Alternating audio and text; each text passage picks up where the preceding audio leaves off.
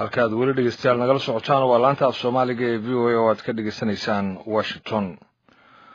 wakiilka dawladda Mareykanka ee Soomaaliya James McNulty ergeyga qaramada midoobay ee Soomaaliya Nicholas Kay iyo safiirka midowga Yurub u qaabilsan Soomaaliya Michel Cherfoned Urso ayaa war-saxaafadeed si wadajir ah ay u soo saareen waxa ay ku cambaarayeen dagaalkii ka dhacay Saaxdheer ee shalay ay ciidanka Soomaaliland ay ku qabsadeen. waxayna ku baaqeen in si degdeg ah ciidanka halkaasi looga saaro sidoo kaleetana maxaabiista la sii daayo. wakiiladan waxay dhinacyada ay ugu baaqeen in si nabad ah ay colaadaasi ku soo afjaraan. maamulka Soomaaliland ayaan weli si rasmi ah uga hadlin dagaalkii shalayto ay ku qabsadeen Saaxdheer.